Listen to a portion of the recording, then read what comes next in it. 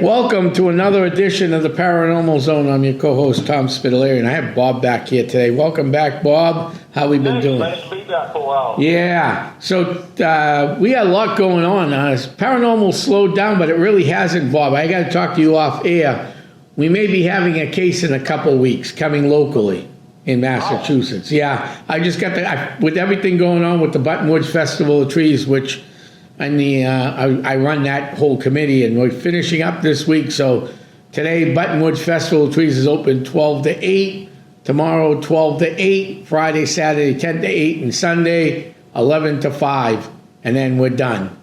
Yeah, this is a great time for people to go see it, too. It gets you right into the spirit. It's so professionally done. You do a great job with that. And I think anybody living in this general area should really go over it. It's just a great take. Yes, and it ends this Sunday, so which is 4 days from now. So that's the 14th.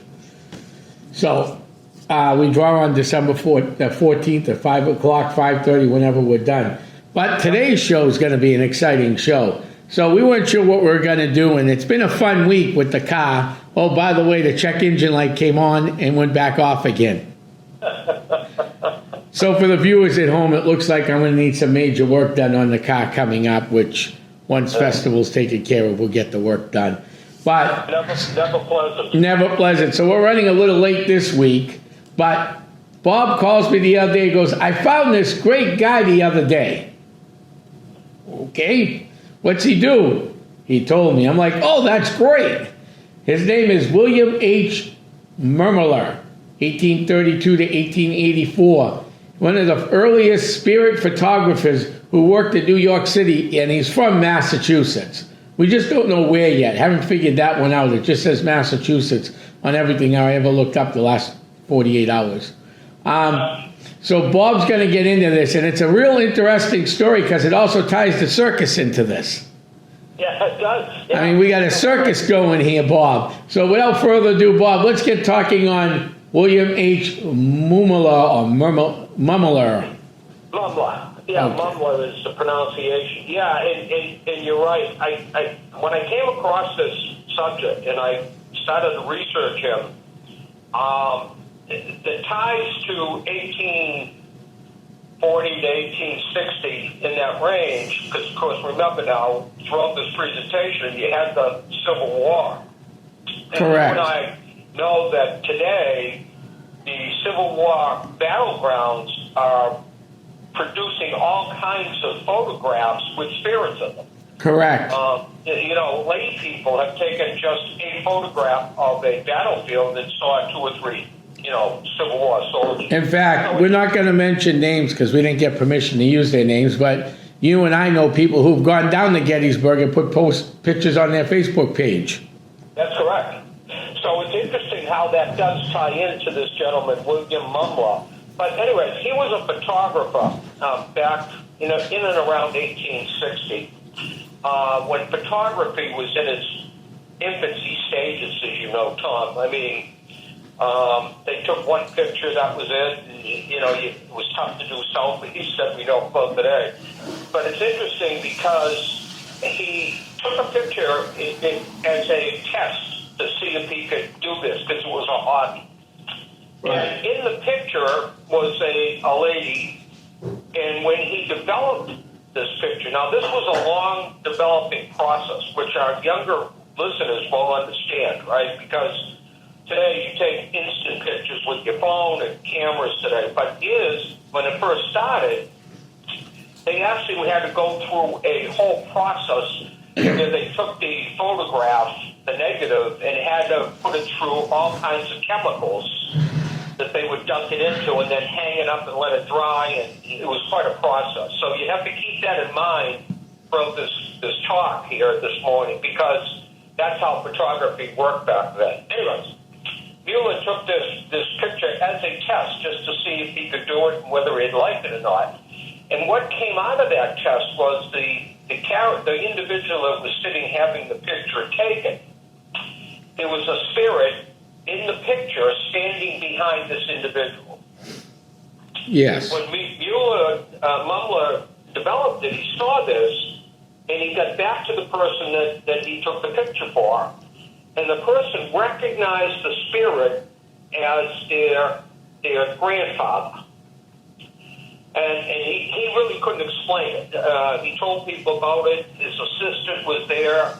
She couldn't explain it.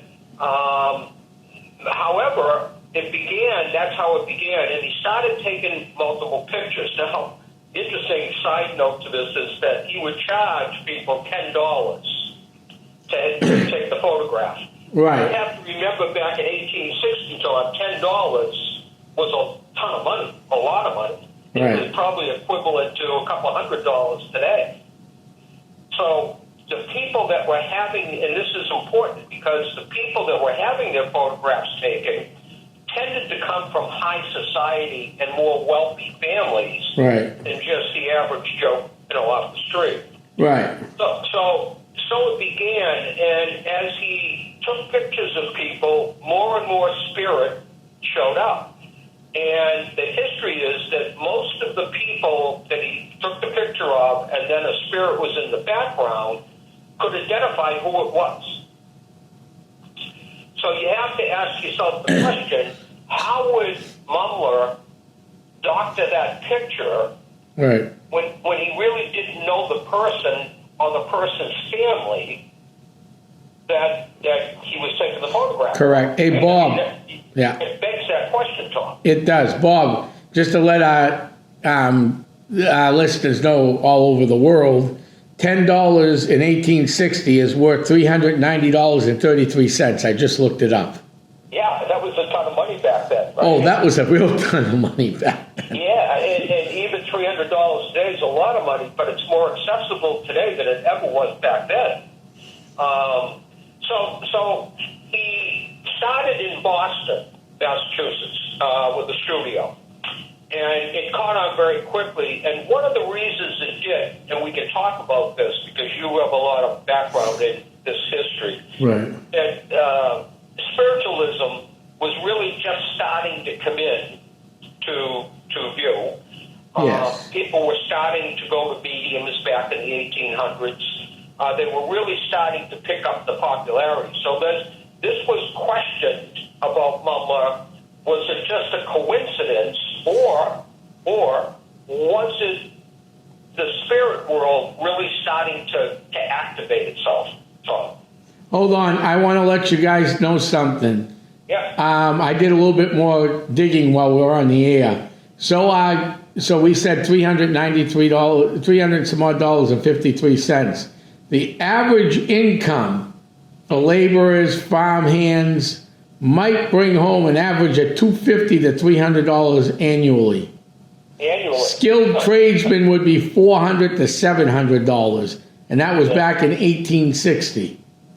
Yeah, just to give give it real quick. Masons were about $700. Blacksmiths were $560. Machinists were $500. Carpenters $436. Laborers $300, and farmhands $250. Yeah, I started with the phone company back in the 1970s, very early 70s, and my weekly salary was $125 a week. So when you're looking at $10 a photograph, yeah.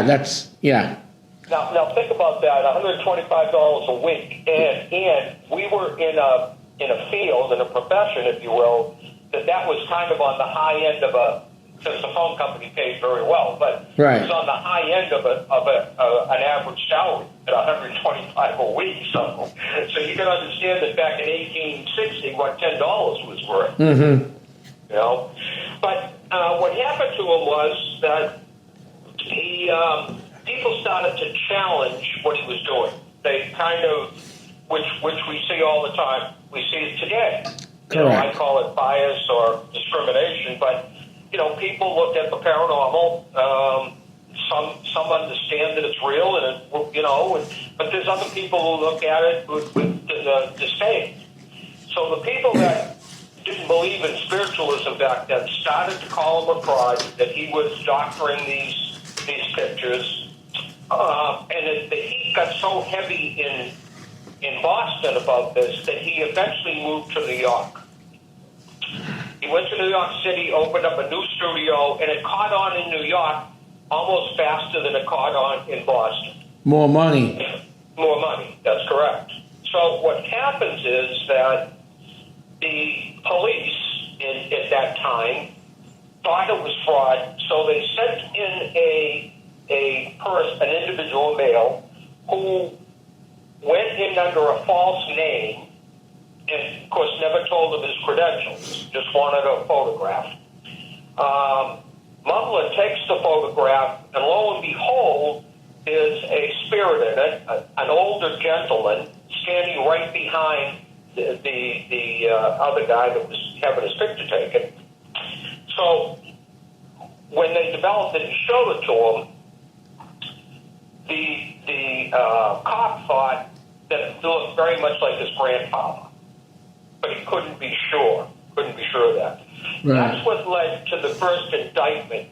So they went back, they decided it was fraud, they arrest him, and it goes to trial.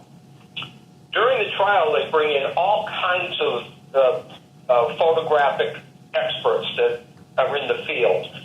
And although they all testify that they believe it's fraud, nobody can prove it's fraud. Nobody can actually testify as to how Mumler could do this. Right. Okay? Now, I think our listeners, especially the younger ones, have to understand that the technology back then was almost non-existent. It was in its very, very infancy stages. So, like DNA and stuff like that wasn't invented yet. Okay? So nothing was. You have to understand that the period of time here, that they didn't have a lot of tests that they could do and stuff like that to prove or prove in or out the theory that these were spirits. However, when that undercover agent went in, it was testified later on that the individual standing behind him in the photograph, the spirit, was in fact his grandfather.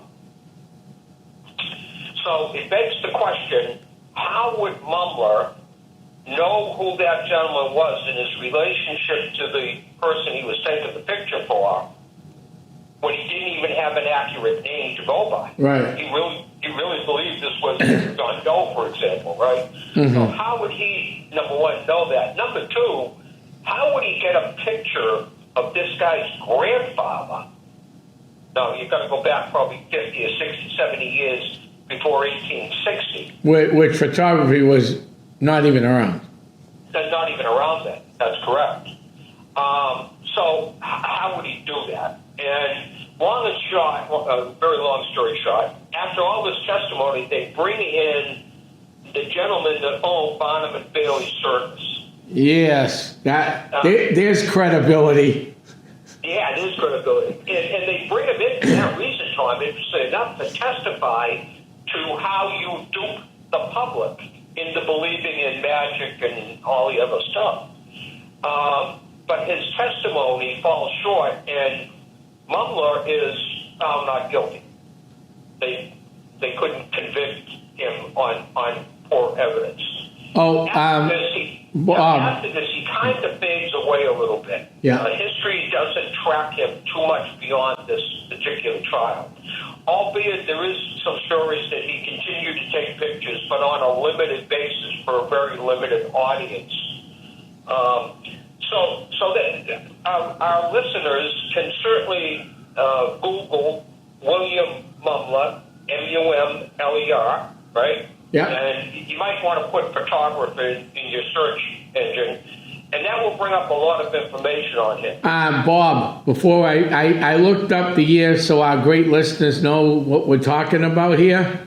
Yep. The first photography was invented in 1826 by Joseph Nikiphora, who took the first permanent photograph in 1839 when Louis Daguerre improved the process. So 1826 it started. By 1839 we had the first daguerreotypes. Yeah, So the point of that is, you're right, Tom, there wasn't a lot of photographs No. that Mumler could have got his hands on. No. And the other part about this is you have to visualize this. He has a client come in to take a photograph, and he only knows the client by name, okay? So how does he get all of these photographs of their relatives back to 1826? It's impossible. It couldn't be done. So even if he did somehow orchestrate the spirit behind the person seated for the photograph, how in God's name could he get a relative of that person? Correct. Right? So I'll tell you one more story, and then let's get into, what Some of the photos, yeah. What happened back then. Mary Todd, who, for our listeners that haven't really had history, Mary Todd was President Lincoln's wife. Again, there was no TV back then, no radio. So did people recognize her in Washington? Of course, people knew who she was. But in New York, they really knew who she was, but they wouldn't recognize her necessarily. She was asked to have go to Mumler's studio, have a picture taken under a false name, and then turn that picture over to the authorities. And they thought this is how they're gonna get him. Okay, they're gonna find that there's a picture of an aunt or something that isn't really her aunt because it's a phony name. Anyways, again, a long story short, she sits for the photograph. He takes the photograph. Lo and behold, what do you think the spirit standing behind her is? Abe Lincoln. Yes. And you can see. Abe Lincoln was killed 5 years earlier at the Booth Theater, as we all know from history.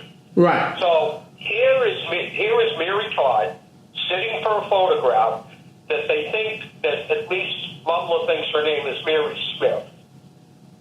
And lo and behold, in this photograph comes a picture of a spirit that's Abe Lincoln. Clearly you can see that it's Abe Lincoln. So again, I ask our listeners, research this and get back to us. But how is it, first of all, he didn't know she was Mary Todd?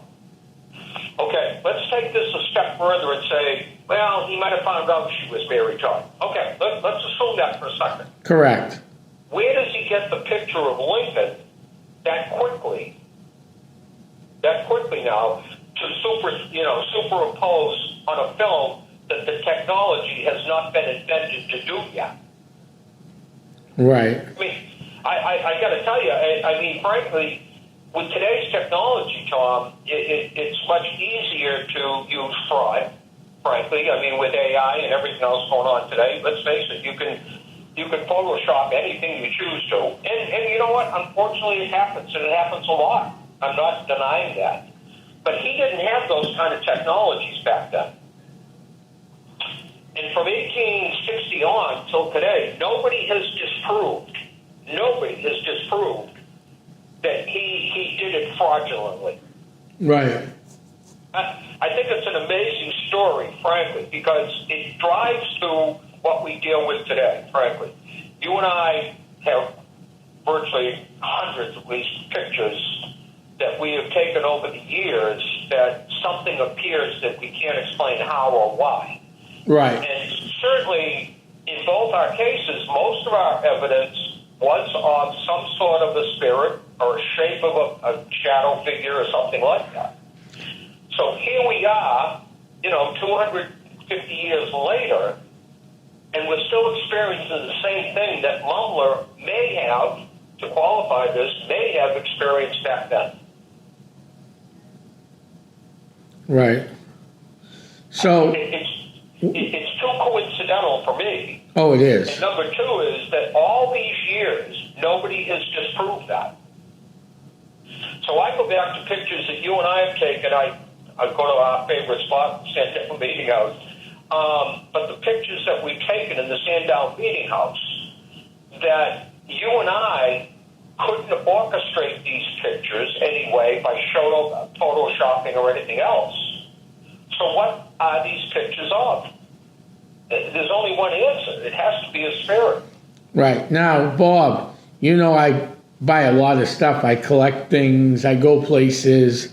Let's talk. So I have a lot of these type of photographs in a book, some in a box.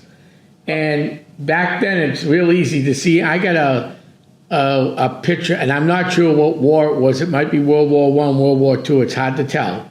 Okay. It might even be earlier than that, with the same type of the Mary Todd Lincoln thing of a boat. You see the guy outside the ship, and then you see two faces looking outside the window. Yep. The one of Lincoln, the view of Lincoln, you can check that out online. That's why I'm using it. I've seen different photographs of babies over. I've seen family photographs where you see pictures behind the family. Old photography is real easy to find paranormal, if we want to use that word for this, discussion. Right. Well, I think it is paranormal, Tom, by definition. Yeah. The definition of paranormal is something that can't be explained through science or math, and you and I always throw in the last one, common sense. Right. I think the whole thing about paranormal world is that you have to use common sense. You and I are such strong believers in spirits because we've had so many experiences, right? Right. But there are certainly other people that doctor stuff. I'm sorry to say that, but they do. Okay.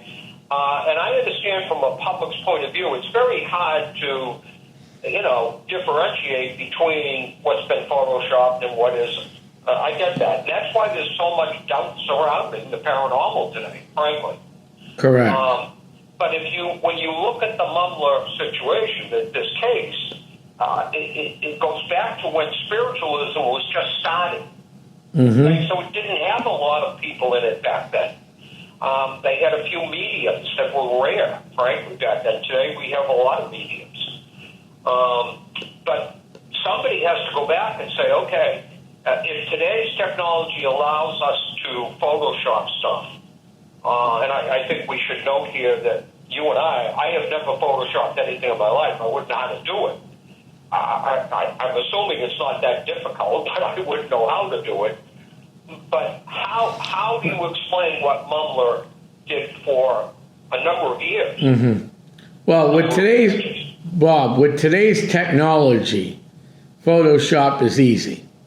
Yeah. But with Mumbler's technology, and even the film cameras, you could argue double exposure, but that's about it. It's real hard to cut and paste those photos. Sure, and we have the advantage over our listeners that we have looked at some of these photos. Right. And they can online. This isn't a shadow. This isn't just a cloud in the background that No. you could say, well, it was a defect in the filming. These are actually visions and people's pictures. And in most cases, they worked out to be related to the person getting the photograph. I mean, that's almost impossible to orchestrate. Right, and these pictures are so clear. If you look at some of Murmler's photographs, Moses Dow, editor of the Waverly magazine, okay, was photographed, apparently showed the spirit of his assistant, Mabel Warren. Now, I don't know what Mabel Warren looks like from a hole in the wall, but I'm looking at the Moses Dow online, the picture. Yep. And you can clearly see there's a lady right behind Moses Dow. I mean, it's all there. The face, the upper torso. I mean, you don't see the legs, but you see up to about her waist and one arm. Yeah. The Fanny Conant with the ghost of her brother. You can clearly see there's a guy behind you. I don't know what Fanny's brother looks like. Never seen him. Long before my time. But you can clearly see that there's something there. Is what I'm, without a problem. Yeah. And that's what I'm saying. It's not just a puff of smoke or a cloud or something you could say, well, maybe the film was defective. These are shapes. You can see if you Google Mumbler, you'll pick up the Mary Todd picture, and you can clearly see that it's Abraham Lincoln standing with his hands on her shoulders. Right, and if you look at the P.T. Barnum one, Yeah. who fabricated the photo. I mean, there were plenty of pictures of Abraham Lincoln around, and he was asked to fabricate the Abraham Lincoln photo behind him. Okay? When Mary Todd Lincoln, well, Mary Todd later on before and then Mary Todd afterwards, that Murmur didn't even know who she was. Correct. So to put Abraham Lincoln behind her would be ridiculous. That's correct. Because again, and it was just like the undercover cop that went in. He went in under a false name and a false ID. Mumler, in testimony, it came out that he did not know who this undercover cop was. He just thought it was one of us coming in to get a photograph taken. Now, here's something we could do ourselves. Yep. Oh, I agree with that. No. I'm online looking at this. Master Herod, a young medium from Bridgewater, Massachusetts, known to us as the Bridgewater Triangle, photographed spirits in Europe, Africa, and America. And they got a photograph here that was advertised for sale in some religious journal back in 1872 of Herod with a spirit. He was in trance. You could tell he was in trance, and there were spirits behind him in the photograph. Yeah. I mean, that's something we could test just by me going into trance and see what could happen, just for, with modern day equipment. That wouldn't be hard to do. Yeah, no, I agree with that. And photography has really been a part of paranormal investigation work since the dawn of time. Back when you and I first started, I'm aging myself, but we didn't have digital photography back then. No, you know what I started with? I tell people this all the time. I started with a cassette recorder and a 110 camera. 110 film camera. Yeah, exactly. I mean, what people don't realize, you and I started doing EVPs, which is electronic voice phenomena, recordings. We had to have tapes. Correct. Right? There was no digital recording then. No. Today, even if you have very little interest in the paranormal, you can go buy a very inexpensive digital recorder that it's only going to cost you $29 to $39 for the recorder and whatever batteries cost today. Wait a minute. You don't even have to do that. You can use your own cell phone today. Well, that's the other technology that's around today is the cell phone. And I say to paranormal investigators, there's some basic equipment you need to purchase, albeit not real expensive, but well worth the investment. A K2 meter, for example, I think is a must. But a digital voice recorder is a must. Right. Because even if you just have some interest in the paranormal, this is where you're going to catch evidence. Right. And what's great about a cell phone or a digital camera, you can take 100 pictures, and if you get nothing, just delete them. Right. In our day, we had to take the film in and have it developed. Yes. Right? So it got pretty costly back in our day. But today, it's so free. So well, really not only that, with film camera, you had to watch how many pictures you took because then you have to get new film. With today's cameras, with a 512 memory card, you could almost take 3,000 photographs. Yeah, I bet just in my home alone, I probably have 30 or 40 memory cards. Right. And 128 will give you a little less. A 128 memory card. And memory cards don't even cost big money. They used to be like $50 to $100 for the big ones. Now they're like 20, 15, 10. You go to Amazon and probably pick up a bag of them for $50. Exactly. But again, I think when it comes to photography, it's interesting to me because anybody can do this today. And, you and I have known investigators, and I tell them, today, evidence is the most important thing that you can do. Because It captures. Don't get discouraged because you show us a picture of a spirit and somebody says, yeah, I think that's Photoshop. You're always going to have 50% of the people not believe it and 50% of the people that do. But don't let either category discourage you from taking these type of pictures. Right. Because you know what? Of all the pictures that I have of spirits and some oddities that we get on film that you can't explain, different colored ribbons and stuff, I always really cherish them because I know that I got them honestly. Right. You know what I'm saying? But it advances the research of paranormal activity when we get these kind of evidence. So evidence to me is so important to capture. It's just so important because it documents what's actually going on. And I encourage anybody that wants to get into this field of research to just go make an investment of probably under $100 total. So you can, if you've got a cell phone, you've got a recorder on the cell phone, you've got a camera on the cell phone, it's all built in. Right. And, I got 2 grandchildren, one is 7 and one is 9, and they're both itching to get cell phones. So the technology starts at a very young age. And some of the cell phone cameras today are better than some of the video cameras you're using that you're paying big bucks for. But don't forget, on all cell phones today, you have a video. Right. You take either still or video, right? Yeah. The other part of this, Tom, is that don't fabricate pictures.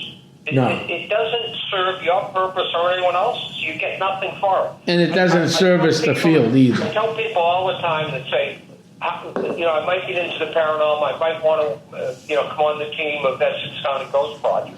And I say to them, well, I think you should because Tom does a great job training people. The best way to learn this is on-the-job training, right? I mean, go out in an investigation and watch how Tom works, and that's how you learn this stuff.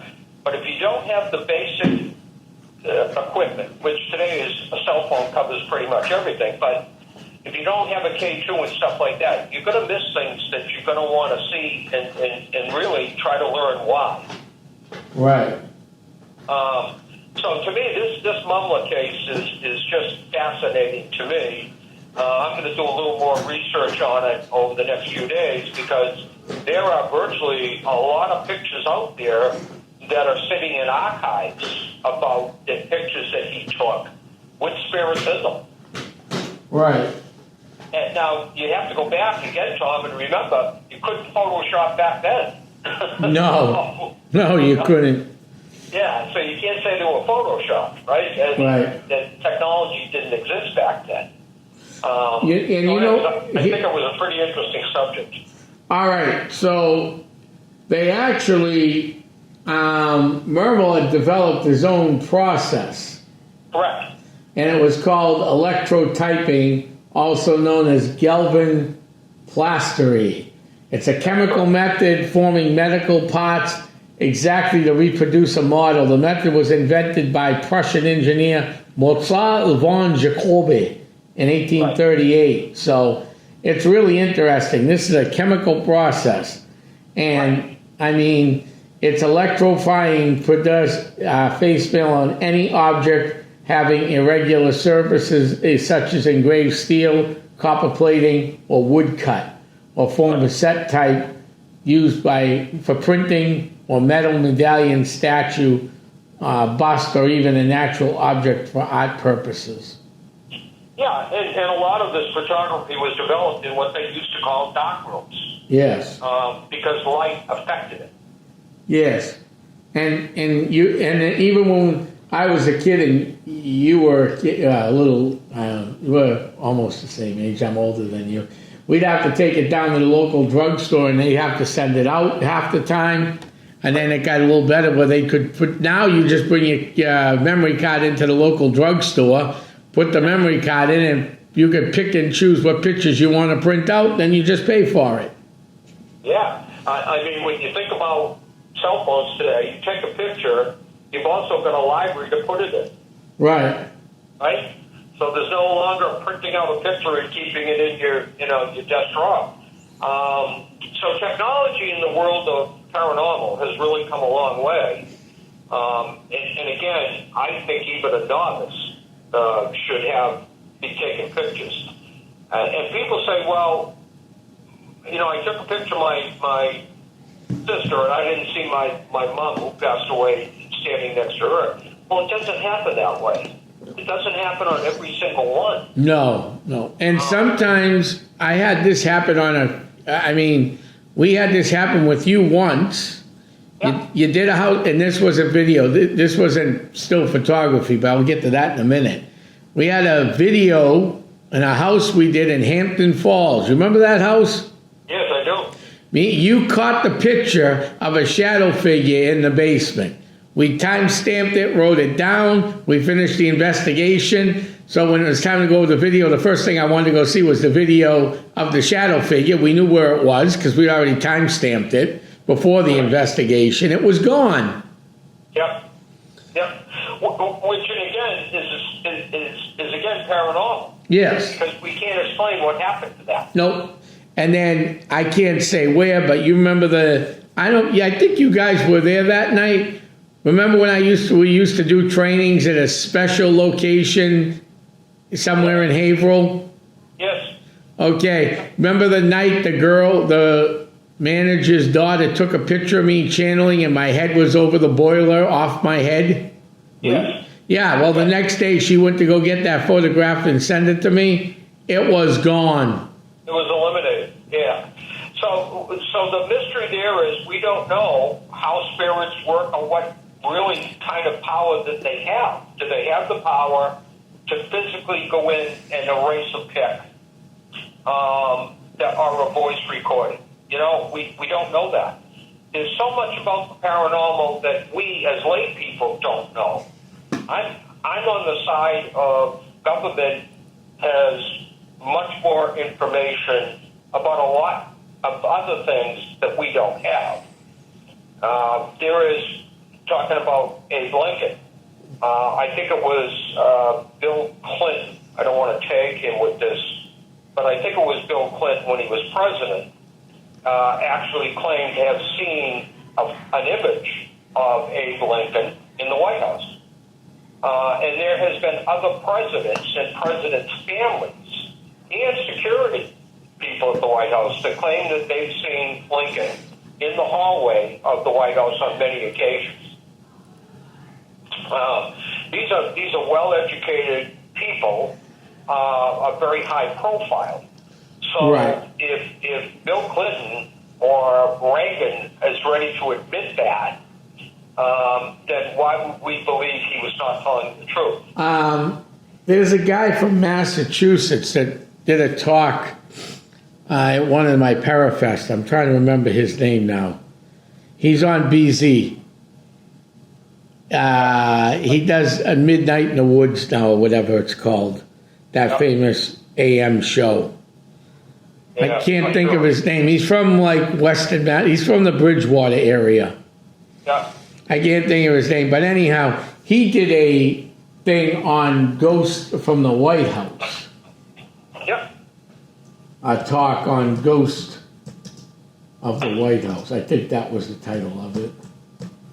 I'm looking it up real quick. And they talked about Mary Todd Lincoln running seances. Yeah. White House famous ghost stories. Prominent experience of Abraham Lincoln in the Lincoln bedroom and Andrew Jackson. Yeah. In the Rose Room. Oh, other reported the local spirit of Abigail Adams hanging out in the laundry room in the East Room. Dolly Madison near the Rose Garden. And even young Willie Lincoln around the building. Yeah. And think about when those were reported. Think about the security that the White House has. So let's just take Abe Lincoln's image. This isn't created by some novice to get into the White House with some technology to show his image. Right. The White House is one of the most protected buildings in the country today. Correct. So how does that happen? The second thing I want people, our listeners, to question, why, to what advantage would a politician, and certainly I had a lot of respect for Bill Clinton, but to what advantage would a Bill Clinton or a Reagan or a Kennedy say that they saw this image? Right. So what advantage is that to them? Correct. Not only that, I'm looking this up right now because we got some time. Thomas Jefferson reporting playing the violin in the Yellow Oval Room. William Henry Harrison, the first president to die in office, noises are heard in the attic. And even an unnamed British soldier from the War of 1812 is said to walk the grounds. Yeah. Grace Coolidge saw Lincoln looking outside the window. Yep. Queen Wilhelmina of the Netherlands fainted after seeing Lincoln's ghost. Correct. Harry Truman wrote letters to his wife about hearing footsteps and knocks. Winston Churchill claimed to see Lincoln in the Lincoln bedroom. And Mary Todd Lincoln held seances and reported encounters with Jackson. Yeah. And when you go back and look at Lincoln, like almost all of our presidents, Lincoln loved this country and had a deep, deep tie to the White House. Right. He has been spotted by security details that heard noises in the Lincoln bedroom and obviously investigated quickly to see him standing in there, and then he disappears. So again, why would security people make that up? To what advantage to them? There is no advantage. There isn't any. A matter of fact, it's like airline pilots today that spot a UFO. It's a disadvantage for them to report that. Right, because they could lose their jobs. Well, they could lose their jobs, and certainly there's at least conversations that they're threatened not to do that. Whether that's true or not, we can't validate. But it's not in if you took an Air Force captain who flies, it's in his best interest not to say that he saw a UFO. Right. Because he gains nothing from it. What he unfortunately gains is a lot of bad press. Yes. So there's no financial reward. No. Just like there isn't for a security team in the White House and or a president. Right. No, there isn't. So it's an interesting phenomenon, frankly. I find it fascinating because I think the 1860s has walked into 2025 and 2026 because we're still taking the photography and we're still catching images, if you will, all kinds of images. Oh, no, we're catching a lot of images, yes. And to go back to our listeners, I have said, and you know this, Tom, every podcast we do, I say to people, listen, if you want to see some of these images, send me an email at paranormalnh, all one word, no caps or spaces, paranormalnh@yahoo.com. And frankly, in the year or so that we've been doing this, I get very few requests. Right. So if you're listening to this podcast and you say, I'd like to see some of those, or I'd like to see where you found that research, I'm happy to send that to you free of charge. There's no charge. There's no hidden fees. You don't have to join a club, anything. No. If you have a story or a picture that you'd like us to look at, we'll keep it very confidential where we got it from. And certainly we'll take a look at it and see if we can explain it to you one-on-one, just, us and you. I'm not, and I know you're not, Tom, looking to market any of this stuff or put it in a book or sell it. So, again, paranormalnh@yahoo.com.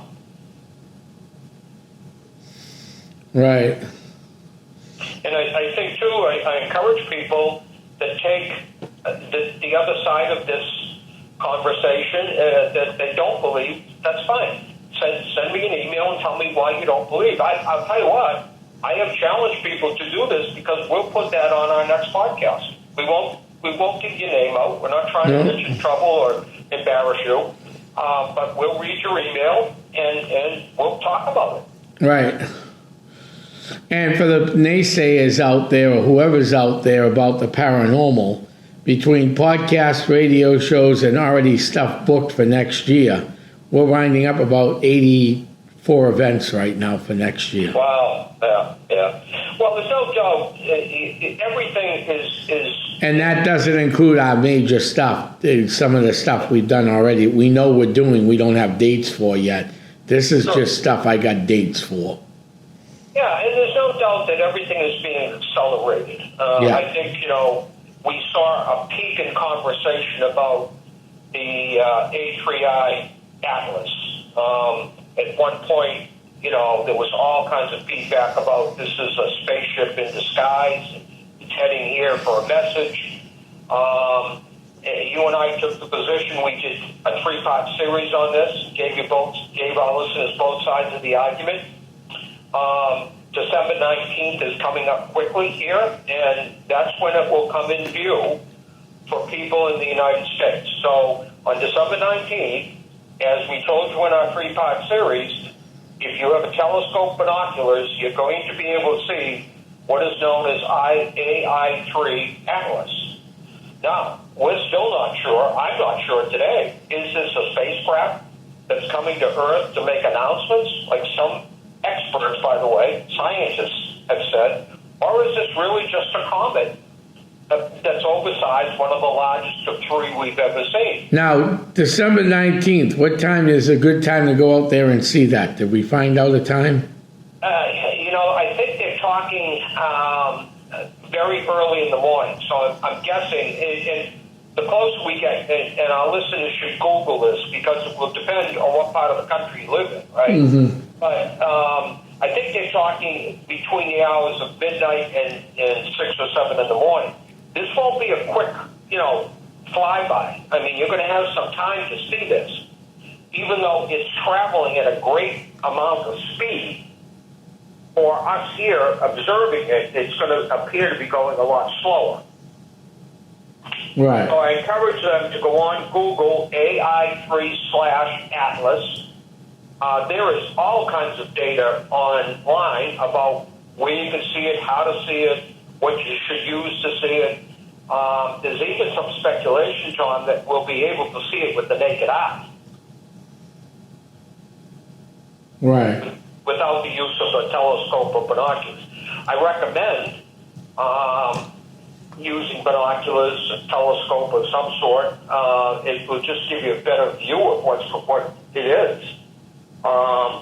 But again, is it a spaceship in disguise or not? I don't know. It's kind of died off. But, I go back, which infuriates me, frankly, but I go back to 6, 8, 9 months ago when 50 unidentified flying objects were viewed over New Jersey and Washington, if you recall this. Right. And it hit the press, and we heard all kinds of stuff, and everybody was fired up about it. People were taking their rifles out in their backyard, threatening to shoot them down, and you and I lived through that, right? Right. And the rest of the world lived through that.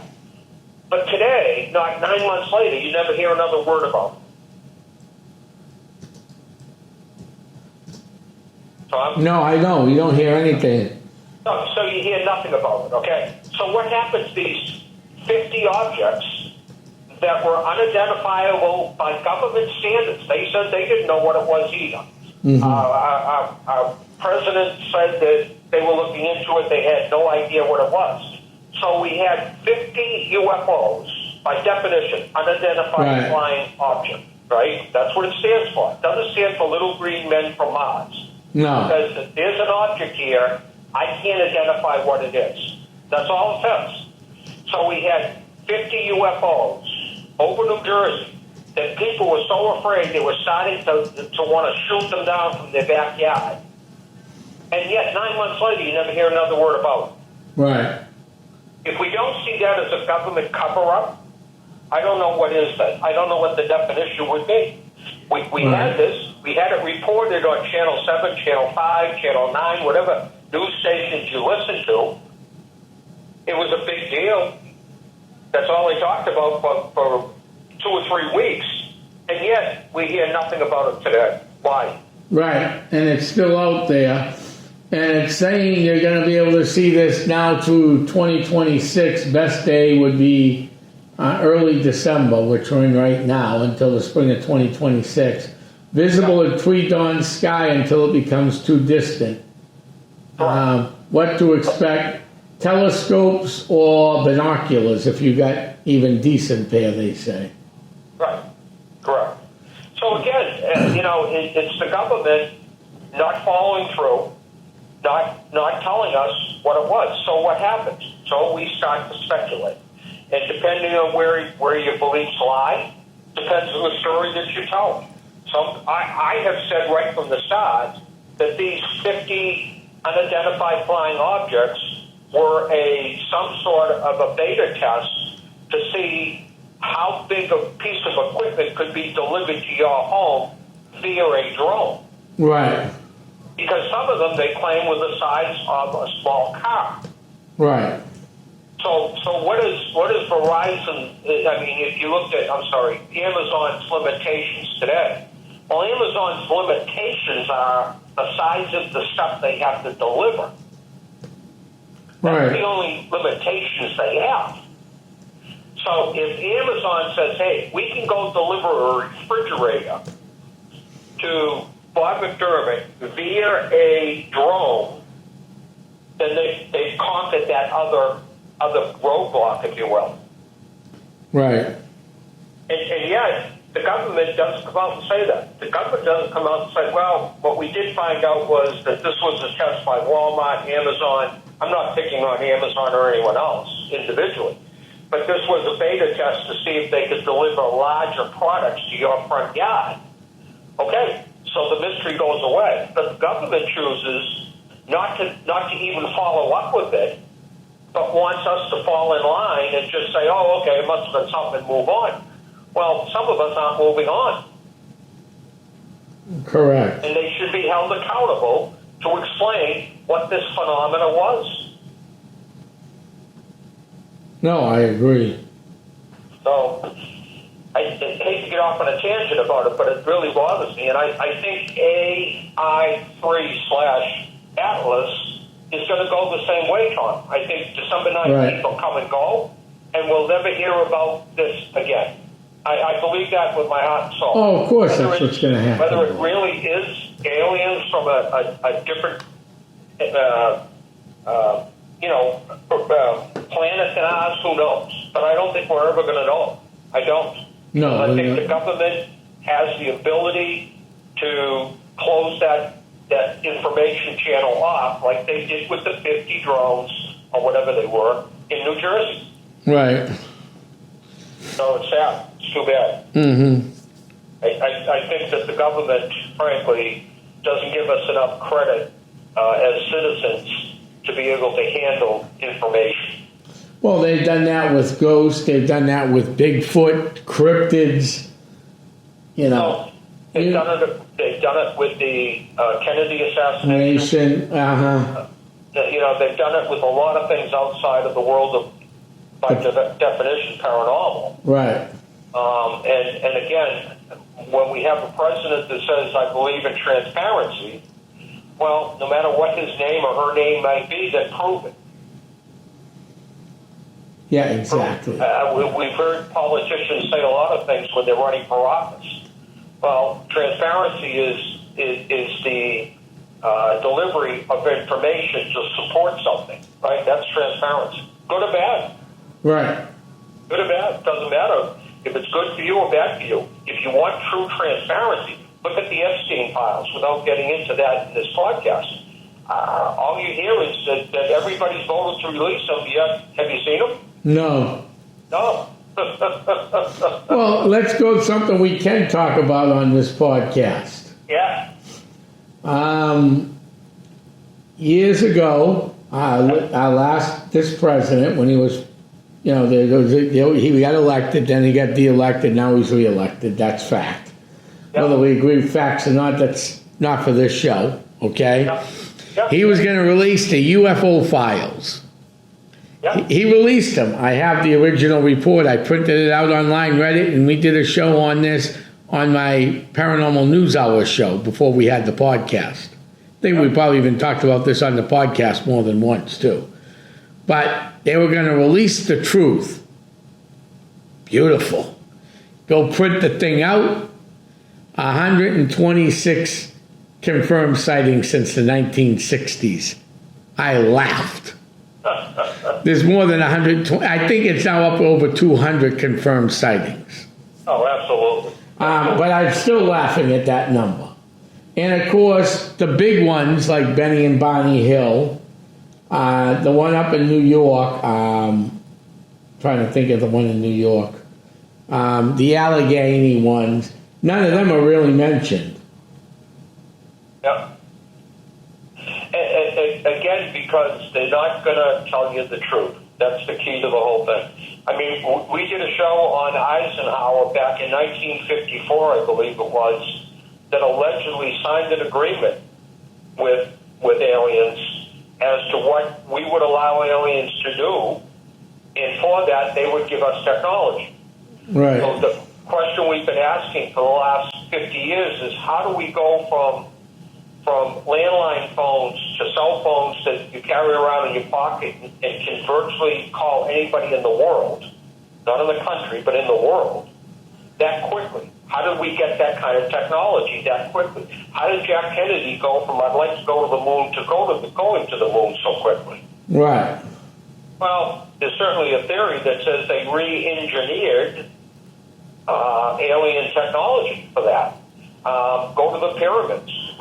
2,500 years later, Tom, we're still arguing about how the pyramids were built. not just the technology that they have in the pyramids today, that they align with stars and everything else. I mean, it's impossible to have. They can't recreate it with supercomputers. No.